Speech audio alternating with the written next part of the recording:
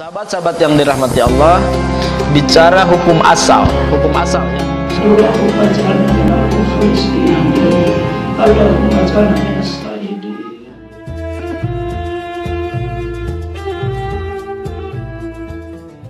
Assalamualaikum warahmatullahi wabarakatuh. Alhamdulillah wassalatu wassalamu ala rasulillah. Sahabat sekalian, ada yang bertanya, Pak Ajengan, bagaimana ya hukumnya jika seseorang dipaksa oleh perusahaan, dipaksa oleh atasan untuk ya memakai simbol-simbol ya agama lain, misalnya pakai topi Sinterklas, misalnya pakai atribut Natal dan lain-lain.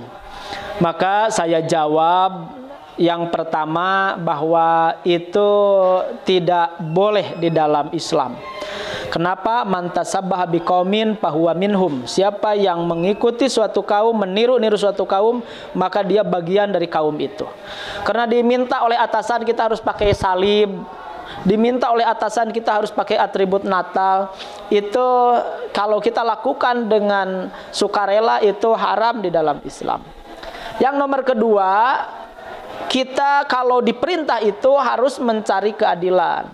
Untuk ada orang-orang yang bisa kita ya mungkin di DPR, mungkin tokoh masyarakat, mungkin aparat untuk melobi atasan kita bahwa jangan memaksa ya ininya bawahannya atau karyawannya untuk memakai atribut keagamaan ya orang lain atau atribut keagamaan pemilik perusahaan itu, karena itu melanggar hak asasi manusia.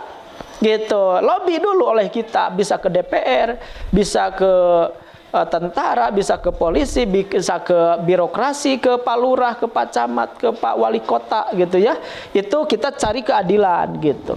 Kalau ternyata kata ini itu tetap nggak bisa membantu dan kita terancam misalnya, nah itu ada ulama yang membolehkan dengan syarat hati tetap tidak ridho.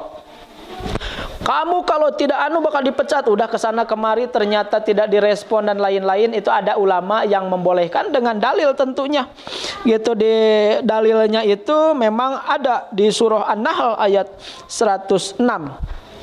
Man kafara billahi mim ba'di imanihi illa man akroha wa qalbuhu mutmainnum bil iman. Gitu, ada orang-orang yang akroha, dia itu terpaksa gitu, wa qalbuhu mutmainnun bil iman.